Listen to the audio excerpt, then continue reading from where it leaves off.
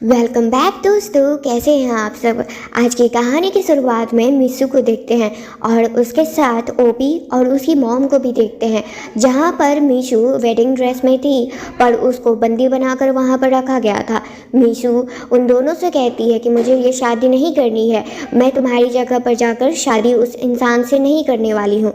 पर यहाँ पर कोई भी उसकी बात मानने को तैयार ही नहीं था, क्योंकि ओपी उस क्रिपेल्ड इंसान से शादी नहीं करना चाहती थी जो ढंग से चल भी नहीं सकता है। और जब मीशू उनका बात नहीं मानती है तब वहाँ पर ओपी की मॉम उसे एक ज़ोरदार थप्पड़ खींच कर लगाती हैं और कहती हैं कि अगर हमारा बात तुम नहीं मानोगी और उस इंसान से यानी जैक से तुम शादी नहीं करोगी तो भूल जाना कि मैं तुम्हारी मॉम के इलाज में कोई पैसे भी तुम्हें देने वाली हूँ और उसे इसी तरह से मरते हुए देखना फिर उसके बाद तुम बिना कोई इलाज के। और यहाँ पर मिशू ना चाह कर भी उसे इस शादी को करना पड़ता है और वहाँ पर तभी जैक के सेक्रेटरी आते हैं और वो मिशू को अपने साथ लेकर जाते हैं। और कमरे में जाने से पहले वहाँ पर सेक्रेटरी उनके हाथ में जो रस्सी बांधा हुआ था उसको खोल देते हैं और जब अंदर जैक मिशू को देखते हैं तब वो उसका ध्यान से उसे देख रहे होते हैं, उसे अपनी तरफ खींचते हैं और देखते हैं कि क्या वही लड़की है जिससे वो शादी करना चाहते थे। यहाँ पर पहली बार मिशू भी जैक को पहली बार देख रही थी और उसे समझ नहीं आ रहा था कि वो अभी आखिर करे तो क्या करे। उसी बीच में हमें एक एक्सीडेंट का टाइम दिखाया जाता है। जब जैक अपने गाड़ी को चला रहे थे तभी एक सामने से वो गाड़ी आती है और उनके गाड़ी को टक्कर मार देती है। उसी एक्सीडेंट की वजह से आज जैक चल नहीं पाते थे और इसी का बदला लेने के लिए उन्होंने वहाँ पर मिशू की जो फैमिली है उससे शादी की थी। पर यहाँ पर उनका शादी होना ओपी से था, पर ओपी से ना होकर मिशू से हो गया था और उन्हें एक्सीडेंट का कुछ बस बात याद था कि उन्होंने एक लड़की को देखा था और उन्हें इतना अभी के लिए तो पता चल ही गया था कि जो लड़की उनके सामने है वो वही लड़की नहीं है जिसकी वजह से उनका एक्सीडेंट हुआ था। तो इस वजह से वो और ज़्यादा गुस्सा हो जाते हैं पर वो अभी ज़्यादा कुछ एक्शन नहीं लेते हैं और यहाँ पर मिशू को ही कहने लगते हैं कि वो अपना ड्रेस उतारे और अपने घुटने पर मेरे सामने बैठ जाए, नहीं तो अगर वो ऐसा कुछ भी नहीं करेगी तो मुझसे बुरा उसके लिए कोई नहीं होगा। और यहाँ पर ना चाहकर भी मिशू को वो सब कुछ सहना पड़ रहा था जो वो नहीं करना चाहती थी। वो सिर्फ जो भी कुछ कर रही थी सिर्फ अपनी मॉम के लिए। अगर वो ये सब कुछ नहीं करेगी तो उसकी स्टेप मदर उसकी मॉम का इलाज नहीं होने देगी। और यहाँ उस रात जैक ने मिशू को बहुत ज़्यादा ही टॉर्चर किया होता है और जब अगली सुबह होती है तब मिशू जैक के लिए मेडिसिन लेकर आई हुई होती है। वो तो अब बेचारी ढंग से चल भी नहीं पा रही थी। पर यहाँ पर जैक मिशू को देखते ही कहता है कि अपने घुटने पर बैठकर मुझे सर्व करो, मैं तुम्हारा मालिक हूँ, भूलो मत ये बात। और जैसे ही मिशू घुटने पर बैठकर जैक को वो दवा पिलाना चाहती थी तभी उसके हाथ से दवा गिर जाता है और इसके लिए मिशू थोड़ा डर जाती है और उसे समझ नहीं आ रहा था वो क्या करे, सिवाय बस वो वहाँ पर सॉरी कहती है और कहती है कि कल रात जो इतनी देर वो घुटने पर बैठी हुई थी उसकी वजह से वो अभी ढंग से चल नहीं पा रही है, इसी वजह से ये सब कुछ हुआ है। फिर तभी वहाँ गेट पर उनके एक इंसान आता है जो मिस्टर बन थे। मिस्टर बन कोई और नहीं बल्कि मिशू के ही बॉयफ्रेंड थे और उन बेचारे को तो इस बारे में पता भी नहीं था। वो अपनी मिशू से बस मिलने के लिए आए थे। मिशू वहाँ पर जैक को कहती है कि वो मेरी बहन के बॉयफ्रेंड है, मैं उन्हें कर आती हूँ कि वो यहाँ पर क्या कर रहे हैं, उन्हें तो वहाँ पर होना चाहिए। और जैसे मिशू उस इंसान से यानी मिस्टर बन से बात करने के लिए जाती है तब वहाँ पर जैक को थोड़ा बहुत तो शक होने ही लगता है। और यहाँ पर मिशू अपने बॉयफ्रेंड से बात करती है और उन्हें समझाती है कि वो अब दोनों एक दूसरे के साथ अब नहीं रह सकते हैं, उन्हें अब अलग हो जाना चाहिए क्योंकि मिशू का यहाँ पर शादी हो चुका था। पर यहाँ पर मिस्टर बन बस ये जानना चाहते थे कि क्या उसे कोई दिक्कत हो रही है, क्या उसे कोई प्रॉब्लम है, क्या उसने ये जो भी कुछ किया ज़बरदस्ती में किया। पर यहाँ पर मिशू उसे कुछ भी नहीं बताती है और उसे बोल देती है कि आगे से अपना चेहरा मत दिखाना और यहाँ से चले जाओ। फिर अंदर जब मिशू वापस आती है तब यहाँ पर जैक उससे पूछता है मुझसे झूठ बोलती हो तुम, वो तुम्हारा ही कोई लगता है ना। और यहाँ पर बस अपनी बहन का नाम लेकर मुझसे बचना चाहती हो। पर यहाँ पर मीशू कहती है उससे कि नहीं, मैं जो भी कुछ कह रही हूँ वो सच है, वो मेरी बहन का ही बॉयफ्रेंड था और उससे कुछ कन्फ्यूज़न था, वही मैं क्लियर कर रही थी। पर जैक को बिल्कुल भी मीशू पर भरोसा ही नहीं था और वो तो उसका गला पकड़ कर उसे टॉर्चर किए जा रहा था बस, और उसे बोल रहा था अगर मुझसे झूठ बोलने की हिम्मत की भी तुम, तो मुझसे बुरा तुम्हारे लिए कोई नहीं होगा और ना ही तुम्हारी फैमिली के लिए, क्योंकि आज जो मैं जिस हालत में हूँ वो बस तुम्हारी वजह से हूँ। फिर उसके बाद मीशू को ज़बरदस्ती एक मेंटल हॉस्पिटल लेकर वो लोग जाते हैं और वहाँ पर मीशू को अकेला उसी मेंटल हॉस्पिटल के पेशेंट के बीच में छोड़ देते हैं। और यहाँ पर जैक अपने सेक्रेटरी से भी एक इन्फॉर्मेशन निकलवाने के लिए कहता है, वो भी मीशू के तरफ से।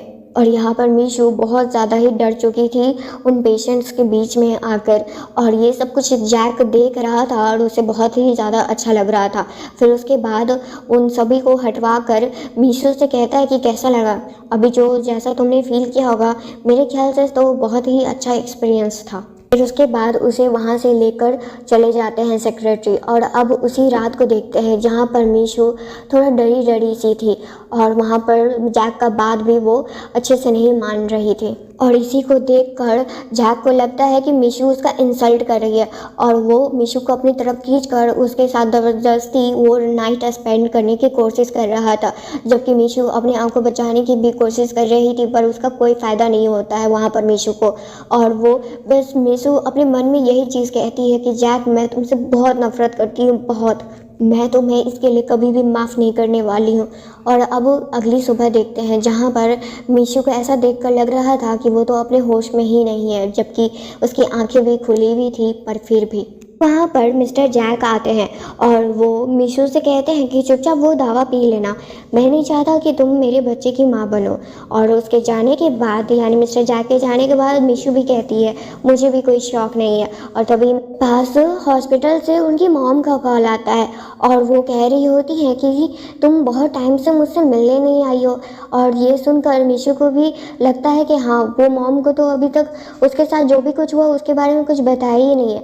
फिर हॉस्पिटल में देखते हैं जहाँ मीशू अपनी मॉम से मिलकर, अब उसके चेहरे पर थोड़ा स्माइल था, पर तभी वहाँ पर मिस्टर बन को भी देखते हैं जो मीशू से मिलने के लिए वो हॉस्पिटल भी पहुँच चुके थे। यहाँ पर मीशू फिर से उन्हें समझाती है कि मैं एक बार तुम्हें कह चुकी हूँ कि मेरी शादी हो चुकी है और अब हमारा रिश्ता कुछ भी नहीं है, तो मुझे प्लीज़ जाने दो और मेरे रास्ते में बार बार मत आओ। पर वहाँ पर मिस्टर बन समझना चाहते थे कि आखिर मीशू ने ऐसा फैसला क्यों लिया और उसने अचानक से शादी क्यों कर ली। और तभी वहाँ पर मिस्टर जैक भी आ जाते हैं और मिस्टर जैक के सामने ही मिस्टर बन पूछने लगते हैं कि आखिर तुमने क्या किया है इसके साथ जो इसने ऐसा फैसला लिया है, हमारा रिलेशन इतने सालों का था पर तुम्हारी वजह से बर्बाद हो गया। पर तभी मीशू वहाँ पर मिस्टर जैक को किस कर लेती है और ये देखकर वहाँ पर मिस्टर बन को बहुत ही बुरा लगता है। और उनके जाने के बाद मिस्टर जैक तो और ही ज़्यादा गुस्से में आ जाते हैं, क्योंकि वो उनके बिना परमिशन के उन्हें किस की थी, इसी वजह से वो अब उसे टॉर्चर कर रहे थे और बार बार उसे तकलीफ में देखकर उन्हें अच्छा लग रहा था। मीशू तंग आकर बस इतना कह देती है कि इससे अच्छा तुम मुझे मार ही डालो, ये लाइफ से ज़्यादा अच्छा तो वही चीज़ है। पर यहाँ पर मिस्टर जैक कहते हैं इतनी आसानी से कैसे, अभी तो तुम्हें बहुत कुछ सहना है। और उन लोगों के जाने के बाद वहाँ पर मीशू के पास एक कॉल आता है जिसकी वजह से उसे पता चलता है कि उसके डैड हॉस्पिटल में है जहाँ पर उनकी मॉम एडमिट है और वो उन्हें परेशान कर रहे थे। और उसी समय मीशू भी वहाँ पर पहुँच चुकी थी और वहाँ पर डैड को कहती है कि आपने हमारे लिए कुछ किया तो नहीं, बस सिवाय हमें दर्द देने के अलावा, पर यहाँ पर आप हमसे 50 मिलियन मांगने आए हैं, वो मैं कहाँ से लाऊंगी। जिस पर उसके डैड कहते हैं मुझे नहीं मतलब कि तुम कहाँ से लाओगी, मुझे बस वो 50 मिलियन चाहिए 3 दिन के अंदर, नहीं तो मैं तुम्हारी मॉम का यहाँ रहना बेहाल कर दूंगा और उनका ये जो इलाज चल रहा है वो भी मैं होने नहीं दूंगा। ये सब सुनकर मीशू को बिलीव नहीं हो रहा होता है कि उसके खुद के डैड उसके साथ इतना कुछ करने के बाद अब ये सब करने में भी उन्हें कोई शेम फील नहीं हो रहा था अभी भी। और यहाँ पर मीशू के पास कोई दूसरा चारा नहीं था सिवाय उनका बात मानने के अलावा। और वहीं घर पर देखते हैं जहाँ पर मीशू समझ नहीं पा रही थी कि वो जैक से कैसे इन पैसों के बारे में बात करे। तभी वहाँ पर जैक को वो बात करते हुए सुनती है, वो भी कुछ पैसों के बारे में ही बात कर रहे थे। और अगले दिन हॉस्पिटल में देखते हैं जहाँ पर जैक मिशू को वहाँ लेकर आए हुए होते हैं और उसका ब्लड टेस्ट भी करवाते हैं। और वो ब्लड टेस्ट किसी और चीज़ के लिए नहीं बल्कि एक ऑपरेशन के लिए था जिसमें किडनी ट्रांसप्लांट का बात हो रहा था। और यहाँ पर जैक मिशू से कहते हैं कि अगर तुम मुझे अपना एक किडनी दे दोगी तो मैं तुम्हें 50 मिलियन दूंगा। और ये सुनकर मिशू वहाँ पर चौंक जाती है और उसे लग रहा था कि अभी तो उसे उस पैसों की ज़रूरत थी पर उसके लिए उतना किडनी देना पड़ जाएगा। उसने ये चीज़ नहीं सोचा था पर अभी उसे बस अपनी मॉम के बारे में ही सब कुछ सोचना था। इसी वजह से वो उन पेपर पर साइन कर देती है और फिर सोचती है कि एक किडनी पर तो इंसान जिंदा रह ही लेता है तो एक किडनी जाने पर कोई दिक्कत नहीं है। और जैक वो किडनी अपनी बहन के लिए ले रहे थे, उनकी बहन का एक था इसी वजह से। और यहाँ पर ऑपरेशन तो स्टार्ट होता है पर ऑपरेशन रुक जाता है क्योंकि वहाँ डॉक्टर्स को पता चला था कि मीशू प्रेग्नेंट है, इसकी वजह से ऑपरेशन नहीं हो सकता था। और तभी मीशू को याद आता है कि उसने तो वो दवा पिया ही नहीं था अपनी मॉम के कॉल के आने के बाद, और इसी वजह से ऑपरेशन भी रुक गया था। और अब इसकी वजह से जैक बहुत ज़्यादा ही गुस्से में थे और उन्हें समझ में नहीं आ रहा था कि आखिर मीशू ने ऐसा क्यों किया। उन्हें तो बस ये लग रहा था कि मीशू बस कोई नया प्लान बना रही है उन्हें अपने जाल में फंसाने के लिए। और जब जैक वो पैसा वापस मांगते हैं जो उन्होंने उसे दिया था तब वो वहाँ पर मीशू कहती है वो पैसे तो अब मेरे पास नहीं है, जिस पर जैक गुस्से में कहते हैं कि इतने जल्दी तुमने 50 मिलियन कहाँ पर खर्च कर दिए, अपने नाम पर क्या डोनेशन चालू कर दी हो तुम। और वो उसे टॉर्चर कर वहाँ से चले जाते हैं क्योंकि अब उन्हें नया किडनी भी जो खोजना था अपनी बहन के इलाज के लिए। और तभी वहाँ पर डॉक्टर का कॉल आता है मीशू के पास और वो बताते हैं कि आपकी मॉम को बहुत ही बड़ा हार्ट अटैक आया है। और जैसे ही मीशू वहाँ तक पहुँचती है रूम तक ही, तब तक बहुत देर हो चुकी थी क्योंकि डॉक्टर्स उसे बचा नहीं पाए थे उन्हें। और ये चीज़ देखकर मीशू पूरी तरह से टूट चुकी थी। जिनके लिए उन्होंने इतना कुछ किया आज वही उनका साथ छोड़कर हमेशा के लिए चली गई थी। और यहाँ पर डॉक्टर्स ये भी बताते हैं कि उन्हें 3 मंथ का बिल भी पे करना है क्योंकि उन्होंने 3 मंथ से बिल नहीं पे किया है। और ये सुनकर मीशू तो पूरी तरह से चौंक जाती है क्योंकि उसने हर महीने पैसे स्टेप पेरेंट्स को पर इसके बाद भी ये कुछ देखना पड़ रहा था उन्हें। और तभी इन सब सारे सिचुएशन की वजह से वहीं पर मीशू का भी मिसकैरेज हो जाता है और ये सब कुछ एक साथ उसके साथ एक के बाद एक होए जा रहा था। और कुछ दिनों के बाद देखते हैं जहाँ पर मीशू अपने डैड के पास आई हुई होती है वहीं सब पैसे मांगने के लिए जो उसने दिए थे। उसने सब कुछ किया था, अब तो वही इस दुनिया में नहीं थी। इसी वजह से मीशू वो पैसे मांगना चाहती थी क्योंकि अगर टाइम पर सब कुछ होता तो आज शायद उसकी मॉम अच्छे से जी रही होती। पर यहाँ पर डैड उससे कहते हैं कि वो पैसे तो अब मेरे पास नहीं है, जिस पर मीशू और ज़्यादा ही गुस्सा जाती है। और उसी में उन दोनों में बहुत ही बड़ा फाइट होता है।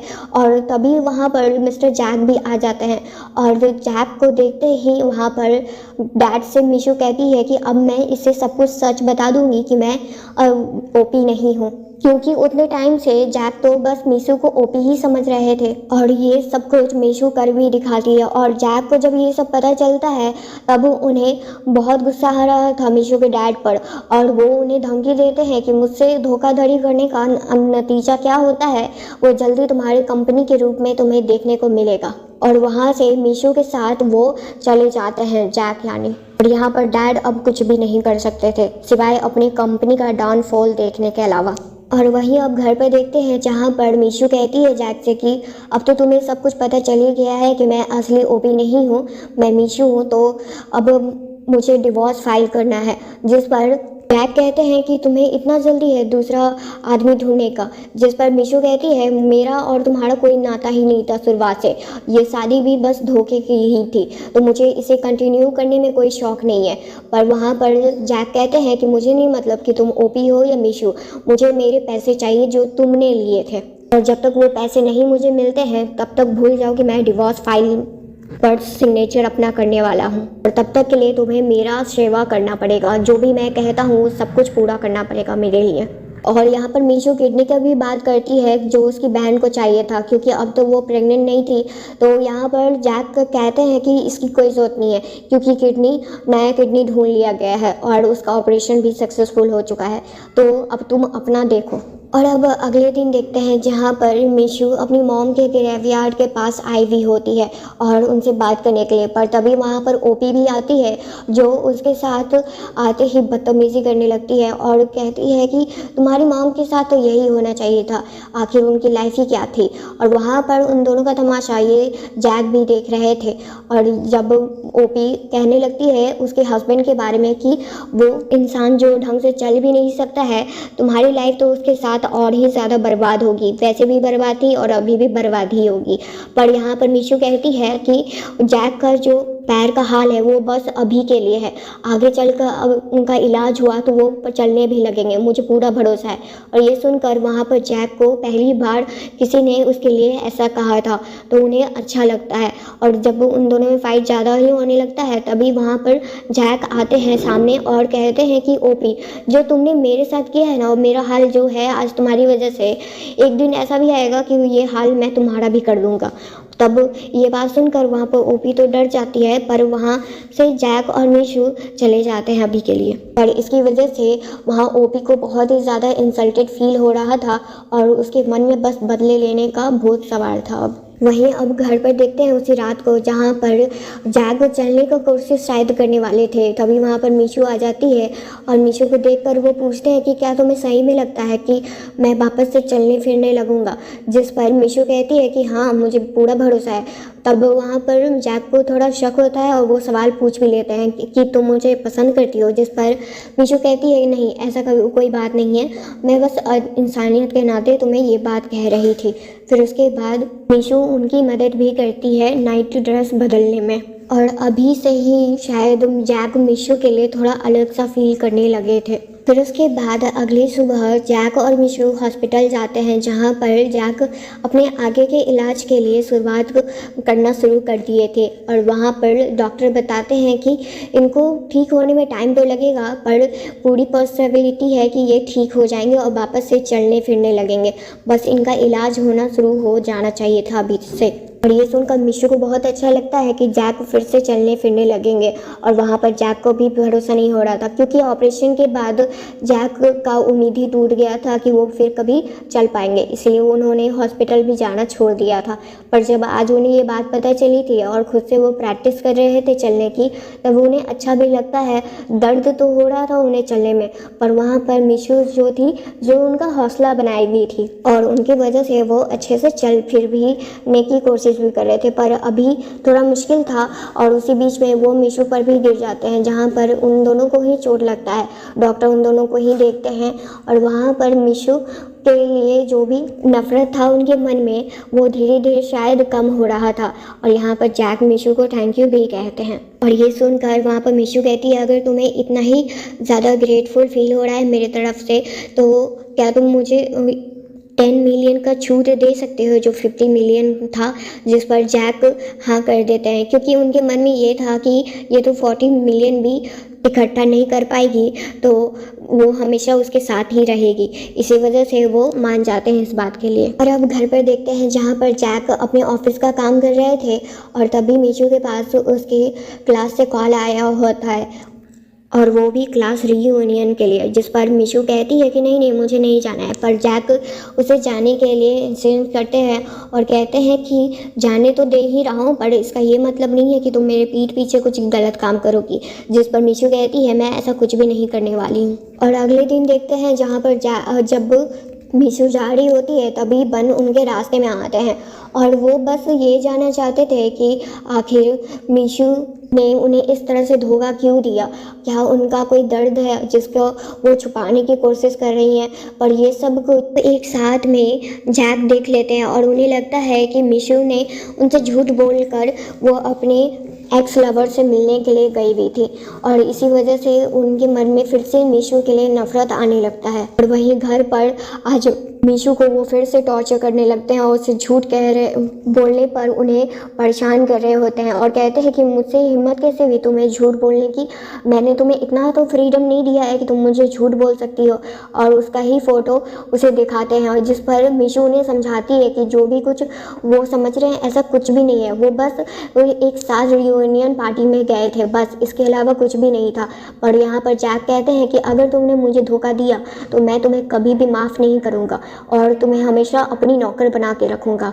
वहाँ पर मीशू बस अपने मन में एक चीज़ जान ली थी कि उसे किसी भी हाल में 40 मिलियन किसी तरह से भी जल्द से जल्द लाना होगा ताकि वो जैक के चंगुल से हमेशा के लिए छूट सके।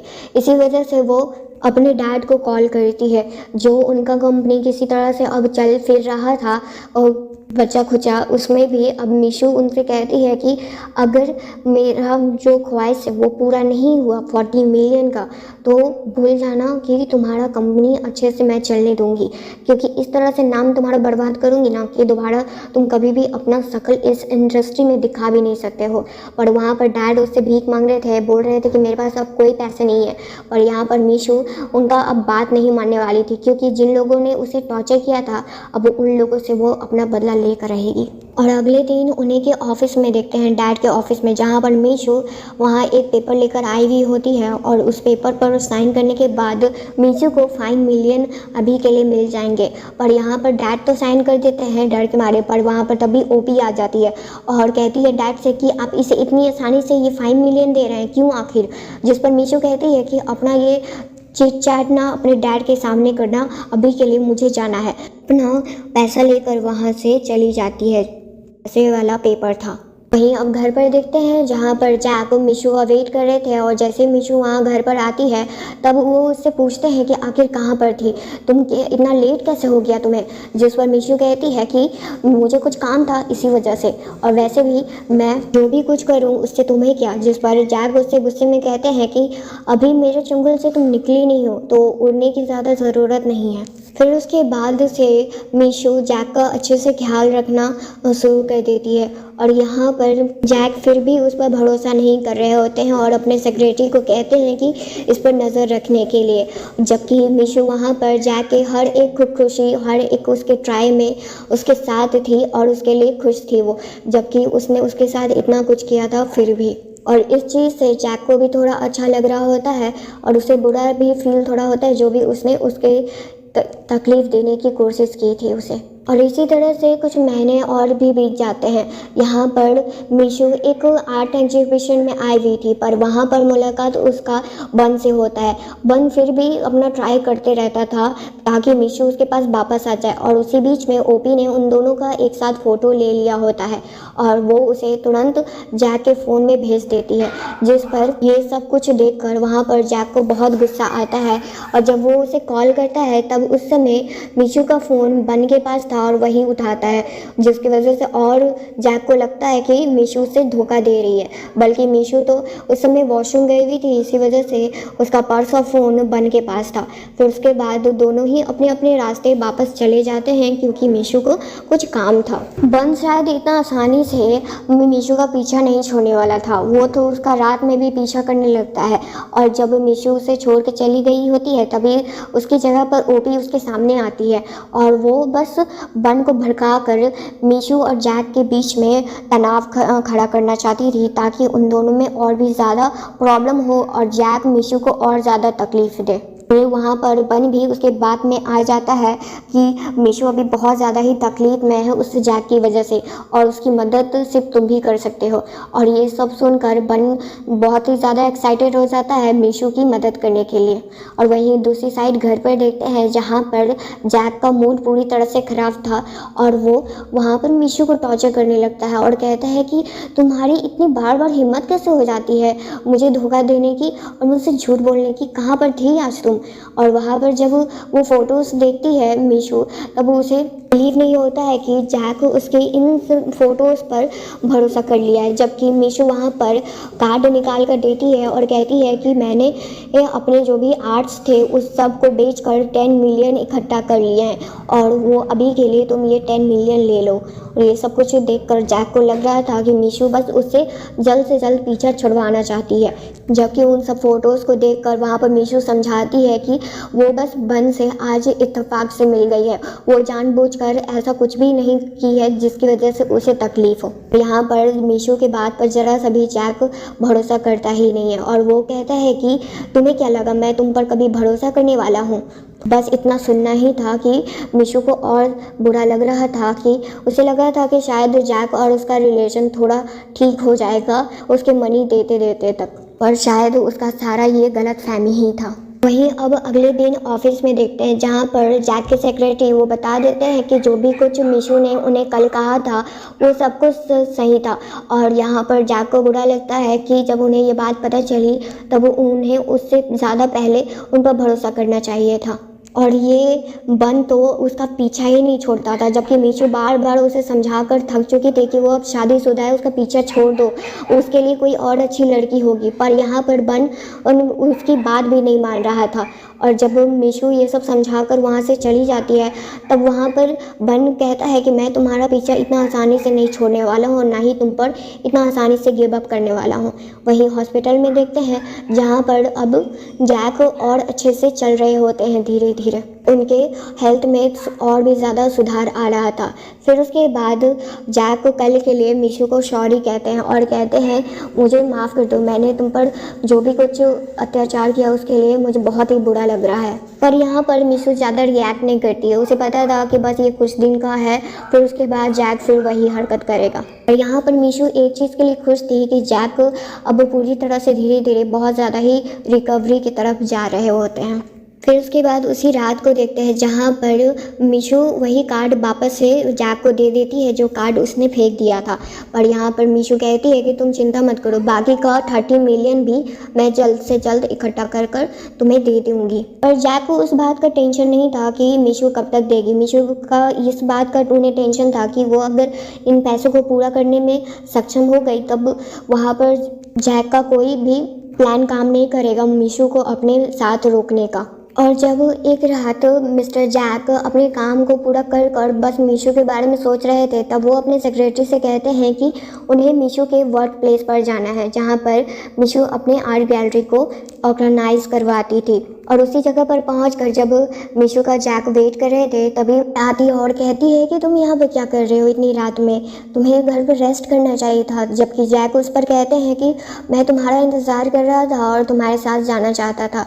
वहाँ पर हॉस्पिटल में पूछकर मीशू डॉक्टर से कहती है कि अभी जैक का कैसा इम्प्रूवमेंट है, जिस पर डॉक्टर्स कहते हैं कि अभी जैक बहुत धीरे धीरे और बेहतर होते जा रहे हैं। और ये सुनकर वहाँ पर मीशू को जैक के लिए अच्छा भी लगता है। इसी तरह से वो दोनों अपना अपना काम कर रहे होते हैं हर रोज़ और अपनी लाइफ में आगे बढ़ रहे होते हैं। पर तभी वहाँ पर उनके ऑफिस में कोई और नहीं बल्कि मीशू जहाँ पर काम कर रही थी उनके ही ऑफिस में जैक आए हुए थे। पर वहाँ पर बर्न भी आ जाते हैं और वो कहते हैं कि मुझे पता है कि तुम्हारी वजह से मीशू कितनी ज़्यादा तकलीफ़ में है, तुम उसे जाने क्यों नहीं दे देते हो। और तभी वहाँ पर मीशू आ जाती है और वो बन को बहुत सुनाती है और जब वो उसका बात नहीं मानती है तब बन उससे कहता है कि तुम इसकी इतनी मदद क्यों कर रही हो जबकि तुम्हें पता है कि इसने तुम्हारे साथ क्या क्या किया है। जिस पर मीशू कहती है तुम्हें कुछ भी नहीं पता है और यहाँ से हमारे रिलेशन के बीच में आना बंद करो, मैंने तुमसे कितनी बार कहा है कि हमारा तुम्हारा कुछ भी अब नहीं है। और ये सब कुछ को देख कर मीशू को बहुत गुस्सा आता है और वो बन को एक जोरदार तमाचा खींच कर लगाती है क्योंकि वो जैक का इंसल्ट कर रहा था। और तभी जैक को बहुत गुस्सा आ रहा था पर वो यहाँ पर अभी कुछ ज़्यादा एक्शन नहीं लेता है क्योंकि उससे पहले ही एक्शन तो मीशू ही ले ली होती है। वो देखकर वहाँ पर जैक को बहुत ही अच्छा लग रहा था। पर उस रात को जब मीशू आज के लिए जैक को सॉरी कहती है जिस पर जैक कहते हैं तुमने सॉरी क्यों कहा है, वो उसकी गलती थी, तुम उसके बदले सॉरी मुझसे मत कहो, मुझे अच्छा नहीं लगता है। फिर उसके बाद जैक से मिशू कहती है कि हमारा रिलेशन ऐसे भी एंड होने वाला है, पर इसका ये मतलब नहीं है कि अगर मेरा रिलेशन तुम्हारे साथ एंड हो गया तो मैं बन के पास वापस चली जाऊंगी। मेरा कोई ऐसा इंटेंशन नहीं है।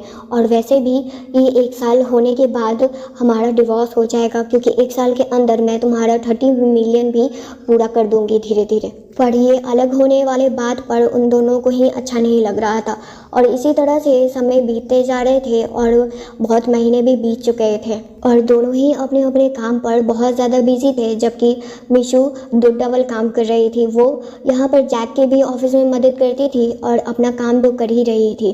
पर अभी हाल ही में जैक काफ़ी ज़्यादा बिजी रहने लगे हैं और वो मिशू के साथ ज़्यादा टाइम भी स्पेंड नहीं करते हैं, जिसकी वजह से मिशू उनकी रिकवरी को भी नहीं देख पा रही थी। पर अब मिशू को बहुत ज़्यादा टाइम हो गया था, क्योंकि 1 साल भी अब पूरा होने वाला था। और यहाँ पर मिशू को शक होने लगता है कि जैक अभी तक ठीक कैसे नहीं हुए।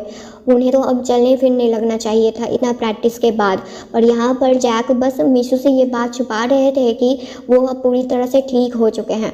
यहाँ पर जैक को भी ये बात पता चल गया था कि मिशू को शक होने लगा है। इसी वजह से वो उनके सेक्रेटरी से भी पूछती है, पर सेक्रेटरी भी ज़्यादा कुछ नहीं बताते हैं। और सेक्रेटरी को भी समझ नहीं आ रहा था कि आखिर बॉस मैम से इतना बड़ा बात क्यों छुपा रहे हैं अपने ठीक होने वाला बात पर। 1 साल पूरे हो गए थे, पर फिर भी बन उसका पीछा नहीं छोड़ रहा था और अब तो उसने हद ही पार कर दी थी। मिशू को वो किडनैप कर लेता है और जब इसके बारे में जैक को पता चलता है तब उसे बहुत ही ज़्यादा डर लग रहा था कि मिशू अभी किस हाल में होगी और कैसी होगी, और उसे उस बन पर भी बहुत ज़्यादा गुस्सा आ रहा था। और वहीं दूसरी साइड जब मिशू को होश आता है तब वो बहुत ज़्यादा ही डरी हुई थी, जबकि बन उसे कह रहा होता है कि तुम्हें डरने की ज़रूरत नहीं है, मैं तुम्हारे साथ कुछ भी बुरा नहीं करने वाला हूँ, बस तुम उस इंसान को डिवोर्स दे दो और मेरे पास वापस आ जाओ, बस मैं इतना ही चाहता हूँ तुमसे। और जो ये बन ने प्लान बनाया था मिशू को किडनैप करने का, वो भी उसका अकेले का प्लान नहीं था, इसमें ओपी भी शामिल थी। और वो तो मिशू को हमेशा तकलीफ़ में देखना ही चाहती थी बचपन से आज तक। और इसी के लिए उसने जैक को भी कॉल कर दिया होता है और उसे बता दिया होता है कि अगर तुम मिशू को बचा, जैसा मैं कहती हूँ वैसा तुम्हें करना होगा। और वहीं दूसरी साइड जो बन ने मिशू को एक अजीब से गोदाम में लाकर खड़ा कर दिया होता है और वहाँ पर वो बता रहे होते हैं कि यहाँ से हम लोग भाग जाएंगे और अपना एक नया लाइफ स्टार्ट करेंगे, जबकि मिशू से समझा चुकी थी कि वो ऐसा कुछ भी नहीं करने वाली है। और तभी वहाँ पर ओपी भी आ जाती है और यहाँ मिशू को समझ में आ गया था कि जो भी कुछ हो रहा है इस ओपी का ही प्लान होगा। और ओपी ने ये सब कुछ बस इसलिए किया था क्योंकि उसे बन से बहुत ज़्यादा पैसे चाहिए थे और यहाँ तक जैक से भी। पर जब जैक आता है तब वो उस ओपी को भी सबक सिखाता है और साथ में उस बन को भी। और जैसे ही जैक मिशू को वहाँ से लेकर जाने वाला था तभी बन गुस्से में आकर जैक पर हमला करने वाला था, पर मिशू बीच में आ जाती है और उसे चोट लग जाता है। पर सही टाइम पर जैक उसे हॉस्पिटल लेकर जाते हैं, जिसकी वजह से मिशू का इलाज हो जाता है और वो अभी ठीक थी, खतरों से बाहर थी। यहाँ पर जैक आज तक जो भी उसने गलती की उसके लिए वो सॉरी कहता है, उसे माफ़ी मांग रहा था मिशू से और अपने दिल की बात भी कह देता है, जिस पर मिशू उसे माफ़ भी कर देती है और वो भी अब अपना लाइफ जैक के साथ कंटिन्यू करना चाहती थी।